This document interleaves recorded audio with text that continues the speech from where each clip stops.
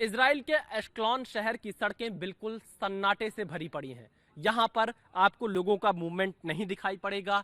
लोग डर के साए में जीने को यहाँ पर मजबूर हैं और साथ ही हमें जानकारी मिली है कि अधिकतर लोगों को तुरंत सायरन बजते ही यहाँ के जो शेल्टर्स हैं, बंकर्स हैं, उसमें जाना पड़ता है, जो कि हम खुद अपनी आंखों से यहाँ पर महसूस कर पा रहे हैं। गजा पट्टी से कुछ ही दूरी पर ये जगह है जहाँ पर मैं मौजूद हूँ और ये एक मॉल यहाँ पर था।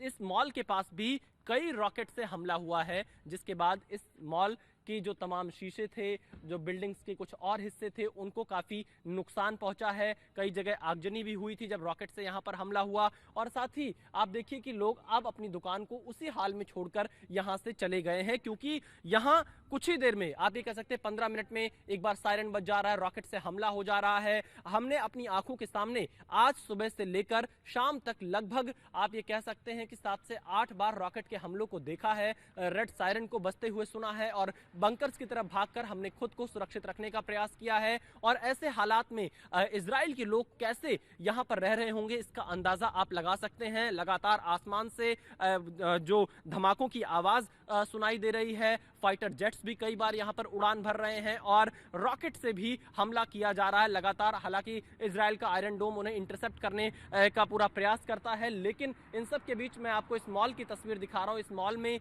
लोग घूमने टहलने आते थे, कॉफी पीने आते थे, लेकिन अब यहां पर हमास ने जो हमला किया है उसके बाद से ये मॉल पूरी तरह से यहां खाली पड़ा है, सन्नाटा है। और फिलहाल ये जो तस्वीरें हैं ये बहुत कुछ बयां करती हैं कि आखिरकार इजराइल के हालात लगातार बिगड़ते जा रहे हैं, क्योंकि ये युद्ध चलता जा रहा है। इजराइल जवाबी कार्रवाई कर रहा है और हमास भी दूसरी तरफ से गजा पट्टी से लगातार रॉकेट से हमले यहां पर किए जा रहा है।